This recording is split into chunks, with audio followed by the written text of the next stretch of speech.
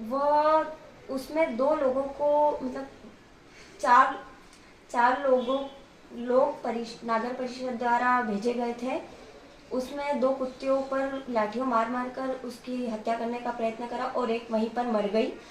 मैं आपको ये बताना चाहूँगी कि मैं वहाँ पर थी, मैं आखिरी में आई थी, लेकिन मैंने आवाज़ उठाई पर उन लोगों ने मेरी बात नहीं सुनी। उसके बाद मैं यहाँ के पार्षद के पास गई उसकी शिकायत करने के ऐसा सब हुआ है तो ऐसा क्यों हुआ, तो उन्होंने मुझे बताया कि उनके एक लड़के की बाइक पर वो भौंकी थी दोनों और वो दोनों गिर गए थे, इसलिए उन्होंने सख्त आदेश दिया था कि उसे उसकी हत्या मतलब उसको सख्त आदेश दिया था कि उसे मार डालो। तो उन चारों ने उसकी हत्या कर दी। उसके बाद कुत्तिया प्रेग्नेंट। मैं आपको ये बताना चाहूंगी, इस घटना के बाद आपको जो दुख हुआ बताइए।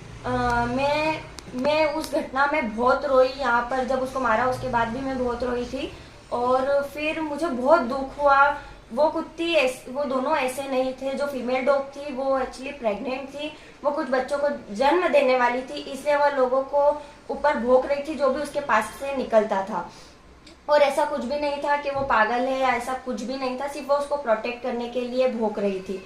और मैं आप सभी को ये बताना चाहूंगी कि किसी भी जीव जानवर की हत्या करने का अधिकार किसी भी व्यक्ति को नहीं है और जिस तरीके से उनकी मृत्यु कराई गई वो बहुत गलत थी, बहुत दुखदायी थी। उसको पकड़ के ले जा सकते थे पर उसको किसी ने पकड़ा नहीं और मार डाला थी और मतलब वो खुद को प्रोटेक्ट करती थी। उसके बाद मैं आपको ये बताना चाहूँगी कि किसी भी जीव जानवर को इस तरीके से हत्या करना ना सही बात नहीं है और ये आदेश हमारे गली के पार्षद जी द्वारा दिया गया था, जो कि बहुत बेकार चीज़ हुई हमारी गली में और ना गली वालों किसी ने भी इस पर आवाज़ उठाई। मैं वहाँ पर बोली थी, मैं वहाँ पर चिल्लाई भी उन चारों लोगों को कि ऐसा मत करो, पर मैं आखिरी में आई थी इसलिए मैं उस कुत्ती को नहीं बचा पाई। पर उसके बाद मैं वहाँ पे भी गई थी उनसे बोलने कि आपने ऐसा मत क्यों करवाया, ऐसा काम करने का आपका क्या काम था, पर उन्होंने बोला कि वो ऐसे हो गए थे इसलिए मैंने ऐसा